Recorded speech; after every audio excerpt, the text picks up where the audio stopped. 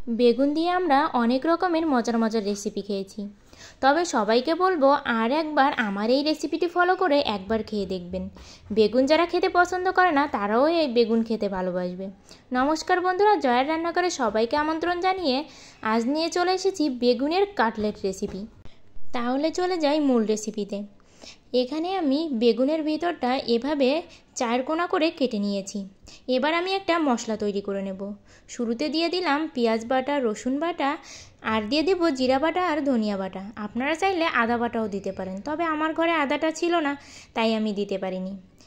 এবার এই মশলার ভিতরে দেব পরিমাণ মতো লবণ, পরিমাণ মতো হলুদ, আর দেব পরিমাণ মতো শুকনো লঙ্কার গুঁড়ো।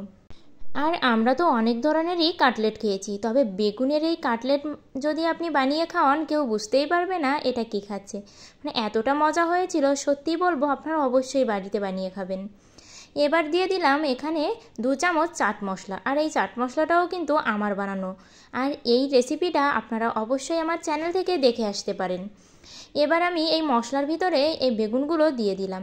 দিয়ে আমি বেগুনটাকে ভালো করে মশলার সাথে ম্যারিনেট করে এভাবে কিন্তু আধা ঘন্টার মতো রেখে দেব। তাহলে এই মশলাটা বেগুনের ভিতরে ভালোভাবেই ঢুকে যাবে। এবার আমি একটা ডিম নিয়ে নিয়েছি, এই ডিমটাকে আমি ভালো করে গুলিয়ে নেব। আর নিয়ে নিয়েছি এখানে টোচের গুঁড়ো, যে টোচটা দেখবেন দোকানে একটু কম মিষ্টি সেটাই ব্যবহার করবেন। এবার আমি এই বেগুনের উপরে এভাবে মশলার একটা স্তর দিয়ে ডিমের ভিতরে চুবিয়ে এর উপরে এই টোচের গুঁড়োটা ছিটিয়ে দেব। ঠিক এইভাবে আপনারাও এভাবেই তৈরি করে নেবেন। আমি একে একে সবগুলোই এভাবে তৈরি করে নেব। আর এখানে আমার প্রিয় বন্ধুদের বলতে চাই, আমার ভিডিওগুলো ভালো লাগলে অবশ্যই লাইক কমেন্ট করবেন, আর আমার চ্যানেলটি সাবস্ক্রাইব করে পাশের ঘন্টাটি বাজিয়ে অল অপশানে সেট দিয়ে রাখবেন। তাহলে আমি যখনই নতুন ভিডিও আপলোড করব আপনাদের কাছে আগেই নোটিফিকেশান চলে যাবে। এবার এগুলো ভেজে নেব। আমি কড়াইতে পরিমাণ মতো তেল দিয়ে এক এক করে এই কাটলেটগুলো ছেড়ে দেব। আর এটা কিন্তু এক প্রকার গরিবের ঘরের বড়লোকি রেসিপি। আসলে দেখলে মনে হবে কি না জানি রাজকীয় একটা খাবার, দেখতে কিন্তু ভীষণই বড়লোকি খাবার। তবে বেগুন দিয়ে যদি হয় এত মজার কাটলেট, তাহলে আমার মনে হয় ফিশ কাটলেট খাওয়ার কোনো দরকারই পড়বে না।